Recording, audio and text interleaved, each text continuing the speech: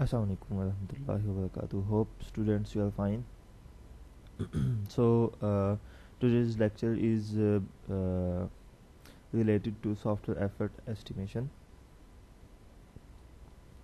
We'll see in detail what are the algorithms or rules or ways by using we estimate the effort we have to put on softwares. So let's start.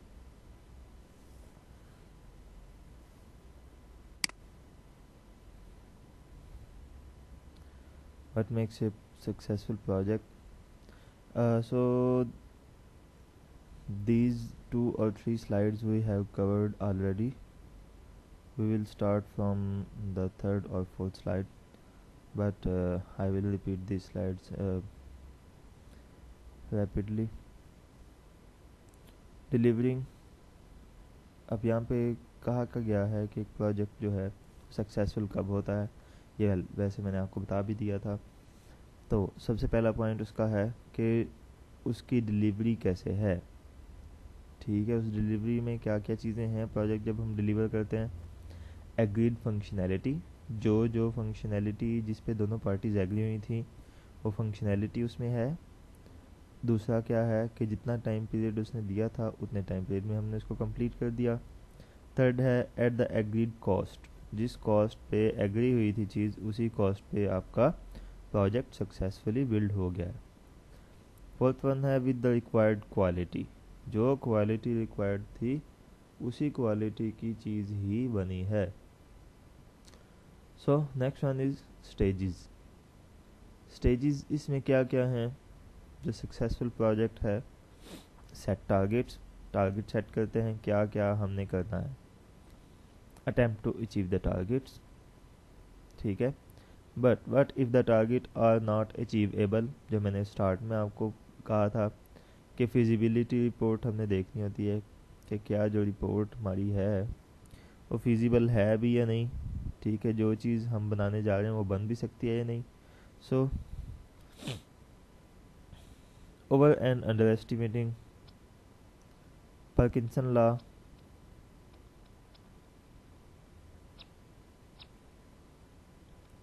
सो ये over and under estimating के related Parkinson law है।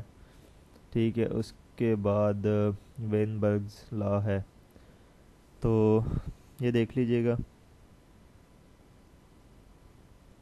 अच्छा, यहाँ पे लिखा हुआ है an over estimate is likely to cause project to take longer than it would otherwise.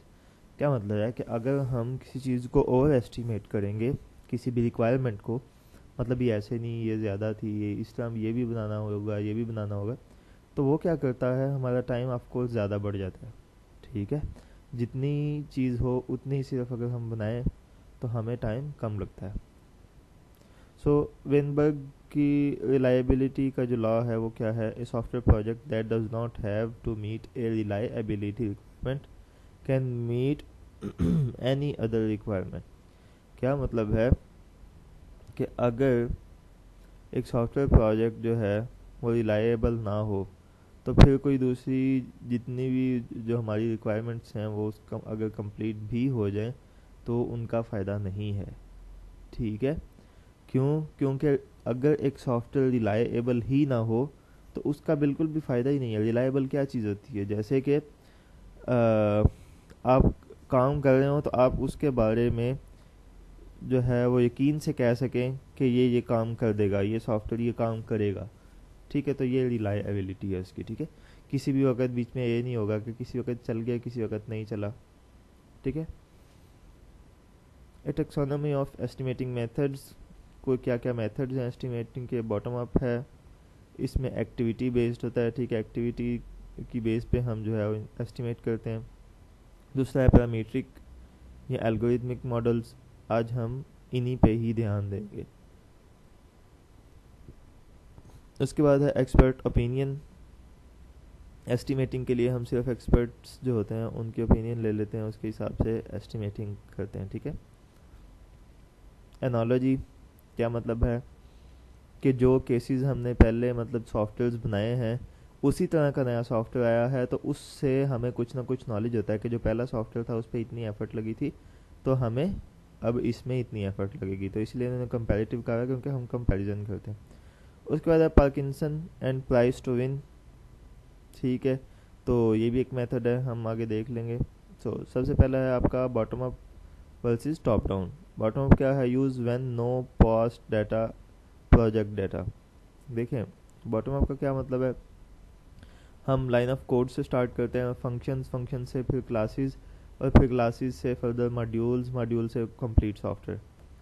ठीक है, लेकिन ये यूज़ कब करते हैं? जब हमारे पास प्रोजेक्ट डाटा ना मौजूद हो पहले से ही। ठीक है, कोई हमने पहले प्रोजेक्ट ना किया हो। Identify all task that have to be done. जो जो टास्क हमने करने हैं उनको आइडेंटिफाई किए जाते हैं। सो क्वाइट टाइम कंज्यूमिंग, ये टाइम काफ़ी ले लेता है। Use when you have no data about similar past project. वही बात जो मैंने आपको कहा कि इससे मिलते जुलते पास्ट प्रोजेक्ट का डाटा जब आपके पास ना हो। सो टॉप डाउन क्या है? Produce overall estimate based on project cost drivers. क्या मतलब है? हम जो प्रोजेक्ट कॉस्ट ड्राइवर्स क्या क्या मतलब है? वो टूल्स या वो मेथड्स जिनकी बेस पे हम एस्टिमेशन कर सकते हैं, ठीक है, उनके थ्रू हम डायरेक्ट एस्टिमेशन कर लेते हैं based on past project data. Past project data की बेस पे हम करते हैं क्योंकि हमें पता होता है कि इस तरह का ये प्रोजेक्ट आया था, उसमें इतना टाइम लगा था, अब ये प्रोजेक्ट है तो इसमें इतना टाइम लगेगा, right. So divide overall estimate between jobs to be done.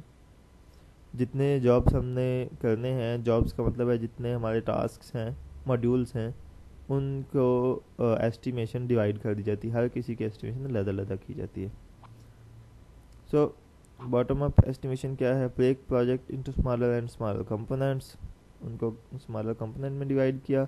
Stop when you get to what one person can do in 1-2 weeks. मतलब इतने छोटे मॉड्यूल्स में डिवाइड कर लो कि इतने छोटे मॉड्यूल्स हो जाए जिनके आप बता सको कि ये मॉड्यूल इस पर्सन ने 1 या 2 हफ्ते में कंप्लीट कर लेना है। मतलब हफ्ते के हिसाब से मॉड्यूल्स को डिवाइड कर लो, इतने मॉड्यूल्स को इतना आप डिवाइड कर लो कि आप बता सको कि ये मॉड्यूल अब इस पर्सन के अंडर है और ये पर्सन 1 या 2 वीक में इसको कंप्लीट कर लेगा। So estimate cost for lowest level activities. जो छोटे लेवल की हमारे पास हैं एक्टिविटीज़, छोटे लेवल का मतलब है जब हम डिवाइड करते जाएंगे तो हमें छोटे फंक्शनैलिटीज़ मिल जाएंगी, ठीक है। तो उन फंक्शनैलिटीज़ की एस्टिमेशन हम करेंगे, ठीक है। और वो करते करते मतलब उनकी जो हैं टास्क, छोटे छोटे टास्क हैं, उनकी पहले एफर्ट काउंट की, फिर उन एफर्ट को सम किया, तो बेसिकली हमारे पास मॉड्यूल्स की आ गई, फिर मॉड्यूल्स के एफर्ट को सम किया तो हमारे पास टोटल सॉफ्टवेयर की एस्टिमेशन आ जाएगी, ठीक है। सो इसको इसलिए ही बॉटम अप कहते हैं कि हम पहले स्टार्ट से छोटे टास्क से शुरू करते हैं, टास्क से फिर मॉड्यूल पे, मॉड्यूल से फिर प्रोजेक्ट पे, ठीक है। So at each higher level calculate estimate by adding estimates for lower level, ठीक है, वही बात जो मैंने आपको बताई है। सो टॉप डाउन एस्टिमेट में क्या होता है? ओवरऑल प्रोजेक्ट, तो इसमें क्या होता है? डिज़ाइन, कोड और टेस्ट। तो 30%, 30% एंड 40%। तो अब हम इसको, ये उन्होंने इस तरह से डिवाइड किया हुआ है, देखिए, ठीक है।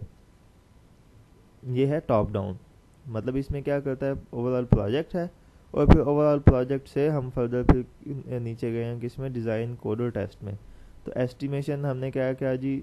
अगर 100% एस्टिमेशन होती है तो उसमें से 30% डिज़ाइन की एस्टिमेशन होगी, 30% कोड की और 40% टेस्टिंग की। और इनमें डेज भी उसी हिसाब से लगेंगे, 30 और 30 और 40, अगर 100 डेज हमने कहा है उसको, ठीक है। Produce overall estimate using effort drivers. Distribute properties of overall estimate two components. जैसे हमने ये प्रॉपर्टीज अभी डिवाइड कर दी है ना, कि ये 30% होगा, ये 30% होगा, ये 40%, इस तरह का है, ठीक है। अच्छा जी, फर्दर जो सेकंड अप्रोच है उसका नाम है एल्गोरिथमिक या पैरामीट्रिक मॉडल, ठीक है। जिस तरह कोकोमो भी एक यही मॉडल है, ठीक है। Line of code and function point example of these. मतलब क्या है कि हम लाइन ऑफ कोड या फंक्शन पॉइंट्स को काउंट करके उसकी बेस पे बताते हैं कि जी एफर्ट कितनी लगेगी, ठीक है। अब इसमें कोकोमो में प्रॉब्लम क्या है, उन्होंने बताया है हम कोकोमो में करते कि हमें हमारा एक गैस होता है, ठीक है, कि इतने लाइन ऑफ कोड होंगे, इतने फंक्शन पॉइंट्स होंगे, और एल्गोरिदम को दे देते हैं। और एल्गोरिदम हमें क्या बना के दे देता है, एस्टिमेट। लेकिन कहते हैं कि ज़रूरत क्या है कि हम सिस्टम की कैरेक्टरिस्टिक्स दें, हमें गैस ना देना पड़े कि इतनी लाइंस होंगी, ये होगा, यहाँ होगा। हम सिर्फ सिस्टम की कैरेक्टरिस्टिक्स दें कि सिस्टम इस तरह का है, उसकी प्रॉपर्टीज दें, उसकी रिक्वायरमेंट्स दें, और एल्गोरिदम खुद ब खुद उसकी एस्टिमेशन करके दे दे। सो पैरामीट्रिक मॉडल होता क्या है एक्चुअली, देखें एग्जांपल ऑफ सिस्टम कैरेक्टरिस्टिक्स। अब जब इन्होंने कहा है कि यहाँ पे सिस्टम कैरेक्टरिस्टिक्स हमें हम दे दे और वो खुद ब खुद आगे एस्टिमेट कर ले, हमें लाइन ऑफ कोड वगैरह ना बताना पड़े, ठीक है ना, फंक्शन पॉइंट्स। तो उन सिस्टम कैरेक्टरिस्टिक्स में क्या क्या चीज़ें इंक्लूड हैं, तो जैसे उन्होंने एग्जांपल दी है कि सिस्टम कैरेक्टरिस्टिक्स में क्या इंक्लूड है जी, number of screens multiply by 4 hours, मतलब जितने स्क्रीन्स हमने बनाने हैं, स्क्रीन्स जैसे लेट्स सी आप एक वेबसाइट बनाते हैं, ठीक है, वेबसाइट है स्टूडेंट मैनेजमेंट सिस्टम, तो उसकी कितनी स्क्रीन्स होंगी, लेट्स सी एक तो लॉगिन की होगी, एक रजिस्टर की होगी, एक स्टूडेंट के लिए होगी, एक टीचर के लिए होगी, इस तरह कितनी स्क्रीन्स उसको चाहिए होंगी, ठीक है। So number of screen multiply by 4 hours, मतलब एस्टिमेशन का एक उन्होंने रफ आइडिया दिया हुआ है कि एक स्क्रीन पे आपके 4 आवर्स लगेंगे। फिर number of reports multiply by 2 days, एक रिपोर्ट 2 दिनों में बनेगी तो जितनी रिपोर्ट्स हैं उनको 2 डेज पे मल्टीप्लाई कर दे। इसी तरह नंबर ऑफ एंटिटी टाइप्स, जितनी एंटिटी टाइप्स हैं जिन पे हमने काम करना है, जैसे मैंने अभी आपको सॉफ्टवेयर बताया यूनिवर्सिटी का, तो यूनिवर्सिटी में एंटिटीज़ कौन कौन सी होंगी, student, teacher, university, departments and etcetera, ठीक है। The quantitative relationship between the input and output product of a process can be used as a basis of parametric model। क्या मतलब है, जो क्वांटिटेटिव रिलेशनशिप है, जैसे अभी हमने ऊपर बताया, क्वांटिटी बताई है ना कि इतनी स्क्रीन, इतनी रिपोर्ट्स, इतनी एंटिटी टाइप, ठीक है, ये जो है इनपुट और आउटपुट प्रोडक्ट्स के दरमियान में ये जो रिलेशनशिप है, ठीक है, ये हम पैरामीट्रिक मॉडल में यूज़ कर सकते हैं। अच्छा, पैरामीट्रिक मॉडल में क्या है जी, हमें हिस्टोरिकल डाटा चाहिए होता है, जो पीछे हमने प्रोजेक्ट्स का डाटा होता है, ठीक है। वो कैसे, simplistic model for an estimate, estimate के लिए सिंपल मॉडल जो होगा वो क्या है, estimated effort equal to system size divided by productivity. मतलब एक सिंपल फार्मूला है पैरामीट्रिक मॉडल का, सिंपलिस्टिक अगर मॉडल देखा जाए तो उसमें फार्मूला क्या है एफर्ट का, system size divided by productivity. अब सिस्टम साइज इसमें क्या है, लाइन ऑफ कोड्स, और प्रोडक्टिविटी क्या है, line of code per day, मतलब एक दिन में कितना काम किया जाता है और पूरी लाइन ऑफ कोड कितना है, तो हमारी एफर्ट सामने आ जाएगी। उसके बाद क्या है, अच्छा प्रोडक्टिविटी अभी देखा जाए कि प्रोडक्टिविटी क्या है, तो प्रोडक्टिविटी वही चीज़ है ना, देखें सिस्टम साइज जो है, system size divided by productivity है, अगर इक्वेशन में प्रोडक्टिविटी इस साइड आ जाए तो एफर्ट इस साइड आ जाएगी, सिंपल, ठीक है। प्रोडक्टिविटी इक्वल टू आ जाएगा system side divided by effort, वही आप देख लें, ठीक, जैसे हम मैथ में करते होते हैं, अगर ये इधर वाला इधर चला जाएगा और इधर वाला इधर आ जाएगा तो इसकी जगह पे आ जाएगा, ठीक है। प्रोडक्टिविटी इधर आके डिवाइड हो जाएगा, एफर्ट इधर आ जाएगा, ठीक है, वही आपका बन जाता है। सो ये उन्होंने कैसे कहा है कि प्रोडक्टिविटी हम कैसे निकाल सकते हैं कि सिस्टम साइज, जो हमारे सिस्टम का भी साइज है वो डिवाइडेड बाय एफर्ट, ये एफर्ट किस चीज़ की होगी, जो हमने लास्ट प्रोजेक्ट किए ना उनकी एफर्ट अगर यहाँ दी जाए तो हमें पता चल जाएगा कि हमारी एक्चुअली प्रोडक्टिविटी क्या बनेगी इस प्रोजेक्ट की। सो नेक्स्ट हम देख लेते हैं, सम मॉडल्स फोकस ऑन टास्क और सिस्टम। कुछ मॉडल्स जो हैं वो टास्क या सिस्टम पे डिपेंड कर रहे होते हैं, ठीक है, जैसे फंक्शन पॉइंट्स। अब फंक्शन पॉइंट्स क्या हैं कि कौन कौन से बीच में फंक्शनैलिटीज़ होंगी, ठीक है, जो छोटी लेवल की फंक्शनैलिटीज़ हैं। So function points originally used to estimate line of code rather than effort. कहते हैं कि एफर्ट की बजाय ज़्यादातर किस लिए यूज़ होते हैं, लाइन ऑफ कोड एस्टिमेट करने के लिए। सो करते क्या है, हम नंबर ऑफ फाइल टाइप देते हैं और number of input and output transaction type देते हैं। मॉडल को देते हैं और मॉडल क्या बता देता है, सिस्टम का साइज़। सिस्टम साइज़ में मतलब क्या है कि आपका लाइन ऑफ कोड वगैरह, ठीक है, या FPs. So parametric model other model focus on productivity. दूसरे मॉडल्स जो है वो प्रोडक्टिविटी पे फोकस करते हैं, ठीक है, बजाय इसके कि वो सिर्फ फंक्शन पॉइंट्स वगैरह पे वो कर रहे हो, लाइन ऑफ कोड भी ज़्यादातर करते हैं। सो लाइन ऑफ कोड जो है एज ए इनपुट उनमें दिया जाता है, ठीक है, और एस्टिमेटेड एफर्ट आपको दे देते हैं। तो जैसे कि हमने अभी ये सिस्टम साइज़ यहाँ से कैलकुलेट किया था, इस मॉडल ने सिस्टम साइज़ कैलकुलेट कर दिया।